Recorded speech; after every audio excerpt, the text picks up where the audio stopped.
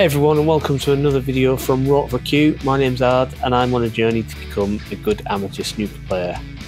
I hope you're all enjoying the daily uploads while the Masters is on. Thought it might be a good idea to get some content out there while snooker's in the headlines, I guess. This little routine is one that I was shown quite a while ago by my coach, but to be honest, I haven't really been practicing it because I did it the very first time I tried it and it wasn't on camera, so I kind of stopped doing it. It's very similar to the black spot angles routine that I did before, in that it's basically 7 shots on the blue spot, alternating sides. Or 7 shots on a ball on the blue spot, alternating sides as the angle increases to about a half ball angle. Now you can do this with more balls, so you can make it, so this is a 14 ball routine, 14 shot routine. You can make it a 18 shot routine by having the extra ball, which I may do because that makes it just a little bit more challenging because the last angle is a little bit more past half ball. But basically, yeah, I haven't practiced it because sort of this only sort of takes you up to a half ball on the blue, or the ball on the blue spot, and you know, a half ball blue for me is about, you know, if not a 9 out of 10, then a 9.5 out of 10. That's not, you know, anything up to the half ball when I'm, you know, not on the cushion or anything like that. So yeah, I've not been practicing it, but I thought it might be a good idea to show you, because if you're a beginner, you just start thinking about playing snooker, having watched some of the Masters and stuff like that, it might be a good one to try. So basically what you do is you start on one side of the table, you set out a ball on the blue spot, and then you put a ball directly in line with the pocket, and then you put a ball either side of that, about half a centimetre gap between, and then another ball on the outside and another ball on the outside until you get 7 reds, or seven balls, and then you try and pot them. You know, you take a shot from one of the red positions, alternating sides as you go, and try and do it. You don't have to do anything with the cue ball. You're not trying to stun it or anything like that. Just play it plain ball, relatively slowly, just to give the ball every chance. You know, if you're a bit more advanced, you can make it a bit harder by trying to stun it, or trying to play it with pace, or trying to play it with topspin to get position or something like that. But if you're a beginner, then just play it plain ball and try and get the pots. Try and get all 14 pots in a row.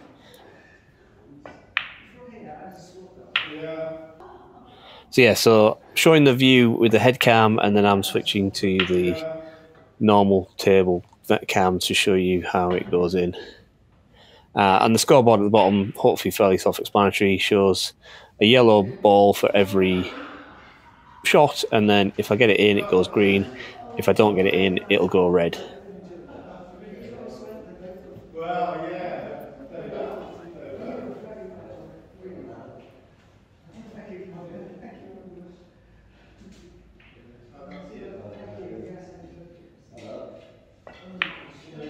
There you go. So yeah, now see the replay. Nice and steady.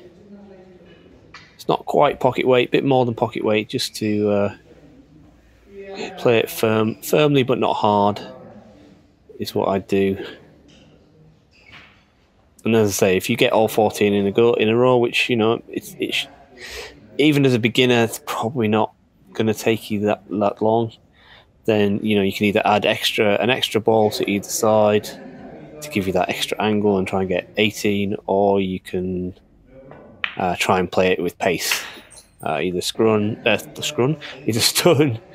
or screw or topspin to try and get the cue ball moving.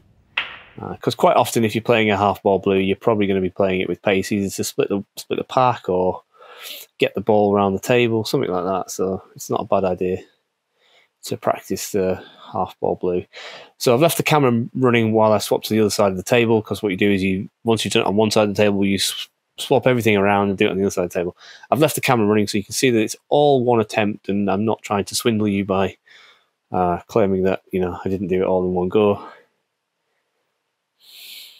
I set my 7 reds out, get my colours out of the pocket, plus a red. That gives me the 7 balls. Well, what I'll do is I'll take the red out of the middle, that's it, and put the cue ball in there. So take that middle straight pot.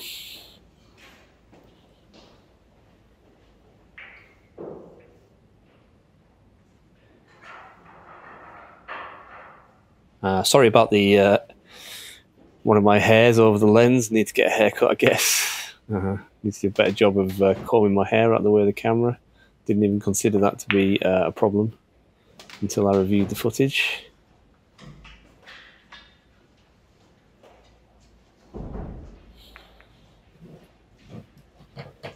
Nearly put the yellow ball in the wrong place there. Shows you, you need to maintain concentration.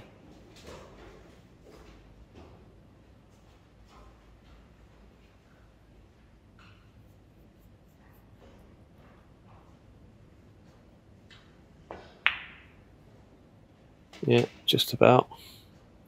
Here's the replay. Need to remember to stay down on the shots when I'm playing with a head cam. I tend to stand up too quickly, but I want to make it clear that the ball's gone in the pocket. I tend to stand up too quick. It's more of a problem when I miss, to be honest, than when I get it in. But you can actually see the head cam is a good thing because it kind of shows that my head is still moving a little bit when I'm feathering, which shouldn't be. Try and keep my head movement as minimal as possible once I've lined up the shot and I'm feathering. So that's something I need to look out for. Maybe try and correct that somehow. Next time in the club, I'll pay a bit more attention to it and see if I can keep my head more still when I'm wearing the head cam and see if that works. So the good thing about one of these routines is because it's a number of pots in a row, whilst the pots aren't particularly difficult, they do get more difficult as you go along. The pressure gets on because as you get towards the business end of the routine, you start feeling the pressure. You're thinking, am I going to do this? Especially if you haven't done it yet.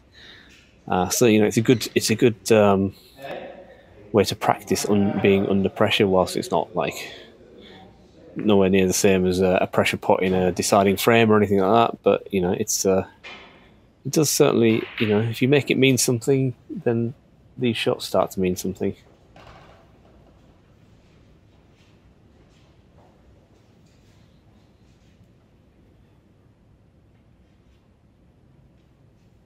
So nice and steady, just above pocket weight. So that's probably about a 2 out of 10 power-wise for me. One being just enough weight to get the ball to the pocket. So it's something, it's probably like a 2, 2.5, something like that out of 10. But as I say, if you want to make it harder, try playing it with 5 or 6 out of 10 and get some movement on the cue ball. Maybe try and get it off the cushion and back towards the middle of the table.